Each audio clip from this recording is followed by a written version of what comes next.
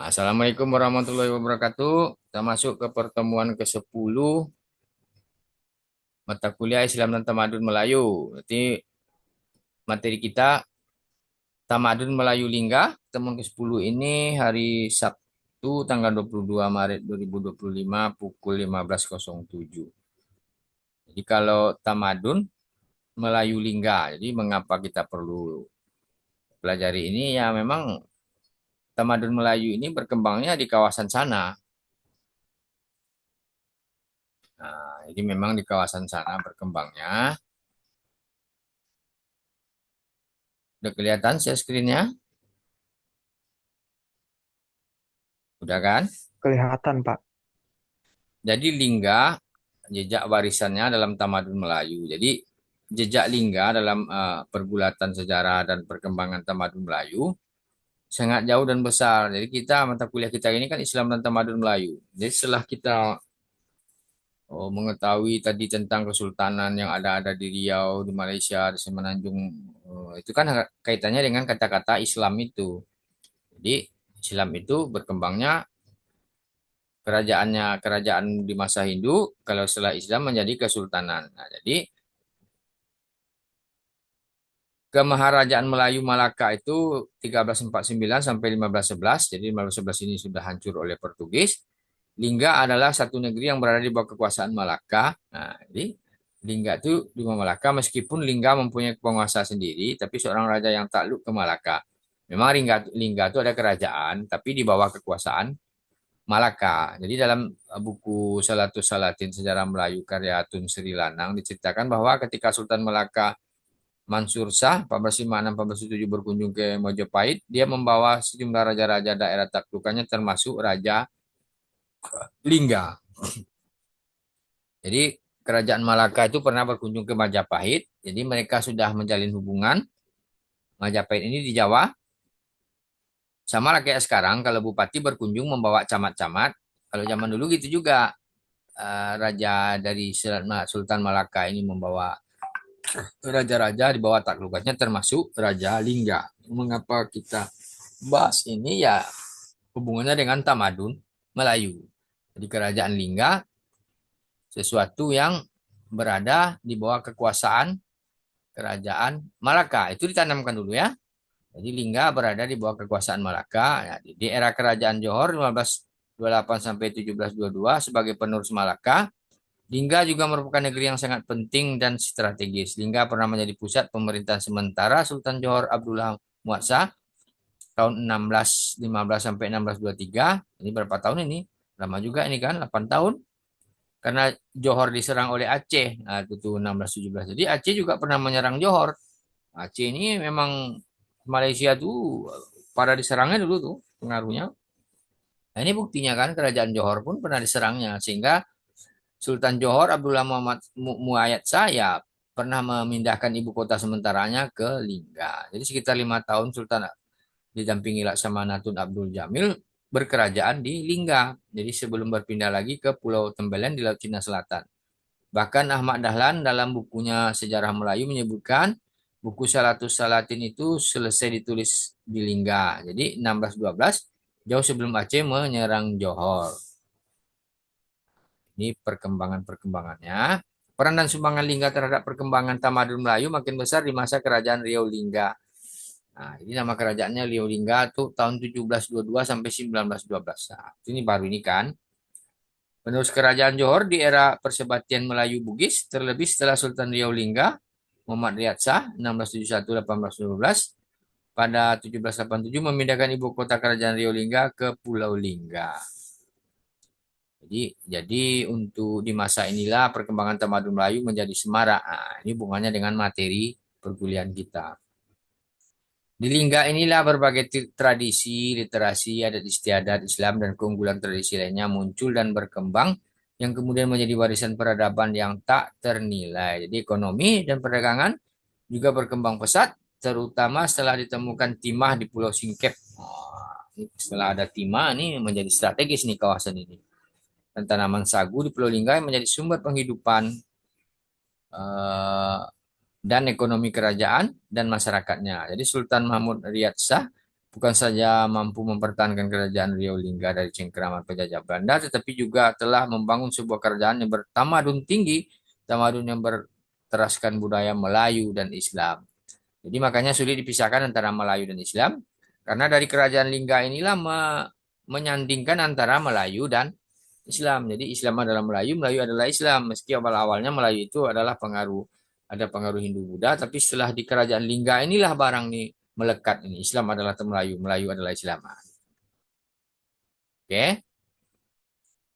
Jadi dari sinilah tradisi literasi seperti bahasa Melayu dibawa ke dari Johor, dibesarkan yang kemudian dibawa ke Pulau Penyengat dan sempurnakan sehingga menjadi bahasa baku yang kemudian menjadi asal usul bahasa kebangsaan yaitu bahasa Indonesia. Dari Linggalah bermula tradisi percetakan, tradisi tenun songket, pengobatan dan lain-lainnya.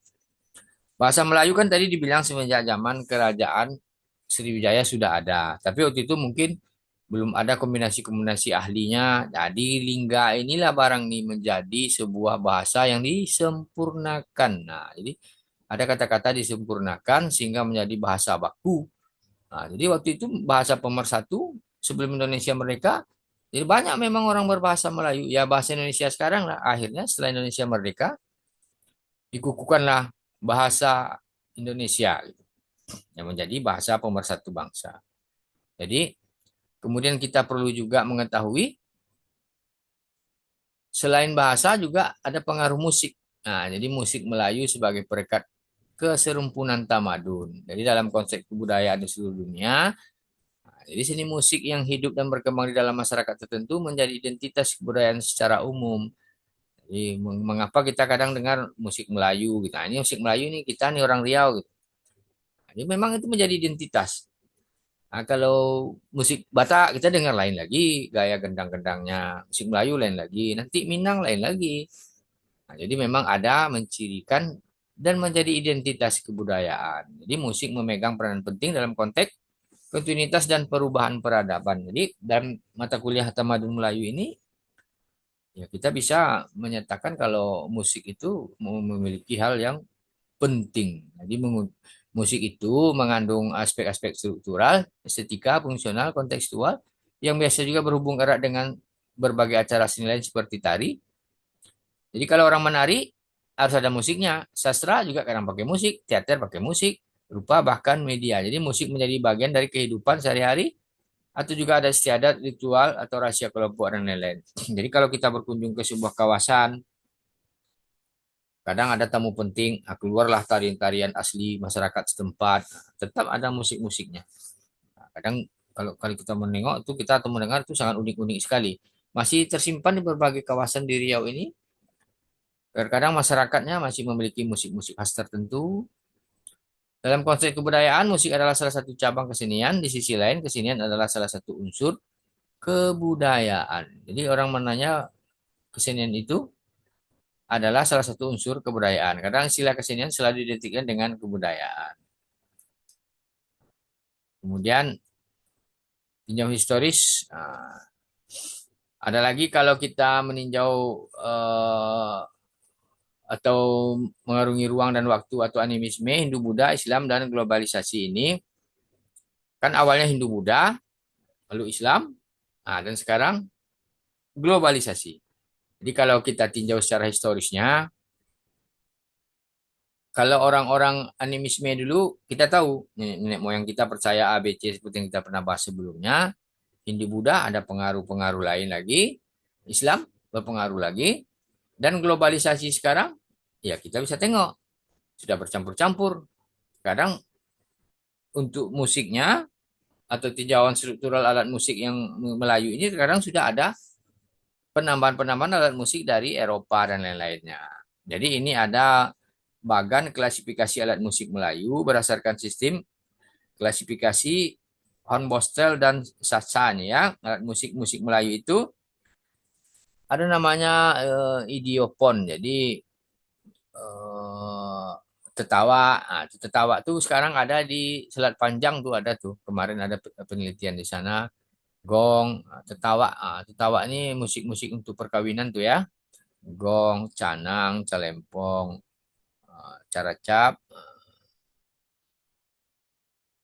dan lain-lainnya. Kemudian ada Tadi kan idiopon, kemudian ada membranopon, kordopon, dan aeropon. Jadi kalau yang membranopon ini gendang-gendang itu, gendang ronggeng, gendang rebana, hadrah, gendang. Kalau hadrah sekarang kan ya untuk mengiring-iring musik selawat gitu kan. Gendang, banyak-banyak gendang ini ada kompang, gendang silat, ada gendang mukanya dua, muka belakang, macam-macam lah.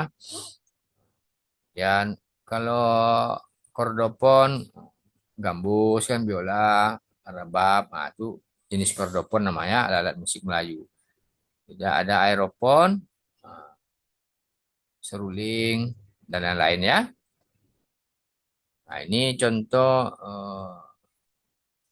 ini rebab Melayu, nah, ini gendang gendang ronggengnya, ini musik alat musik yang lain, nah, ini akordeon nih kan.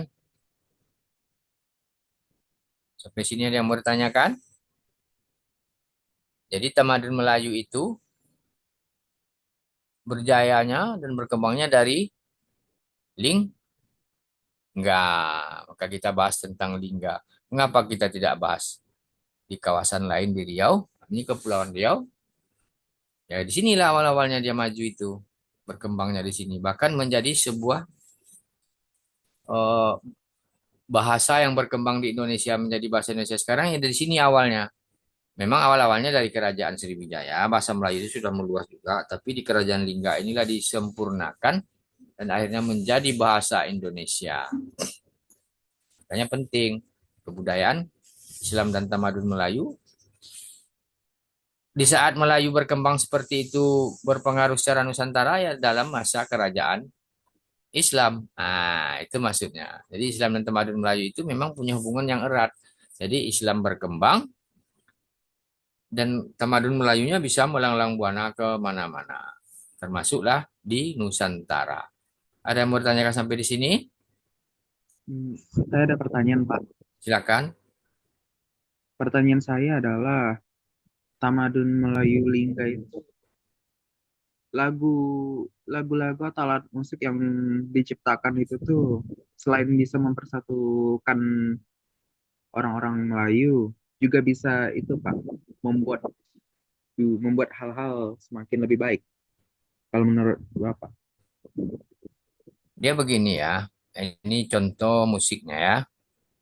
Bapak tutup share screen-nya dulu. Ini waktu cuma tinggal 2 menit. Kalau kurang nanti kita sambung lagi. Kalau belum keburu asar, ntar Bapak foto yang join ini. Ini bagian daripada kita mempermudah untuk absennya nanti.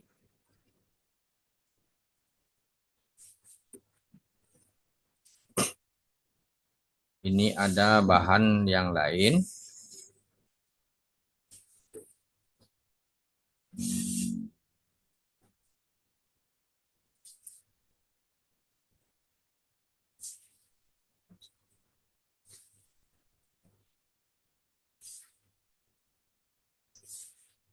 Bentar ya, ini tentang musik nih ya. Ini musik.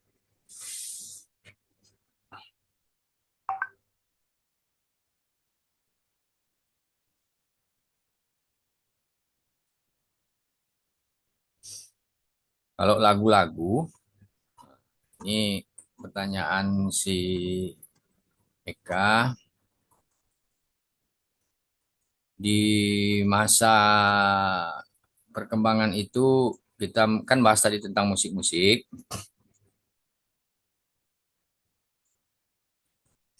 Ini PDF buku ini sudah juga Bapak kirim ke grup ya. Silakan baca-baca kalau kita mau profesional dan memang ya namanya kita menimba ilmu, ya harus rajin membaca. Apalagi ini menyangkut banyak sejarah-sejarah. Ya kalau sejarah ini kalau memang mau paham ya baca itu saja kuncinya. Jadi semua literasi yang Bapak kasih itu disimpan dalam laptop. Ya, ambil PDF-nya, link-link buku yang Bapak kasih disimpan dengan baik. Nanti kalau perlu tinggal baca dan dibuka. Jadi jangan disimpan di HP. Nanti takutnya kadang-kadang HP ini kan kadang-kadang dia minta simpan ulang, kadang dia di format atau segala macam nanti hilang. Bagusnya simpan di laptop atau di komputer ya.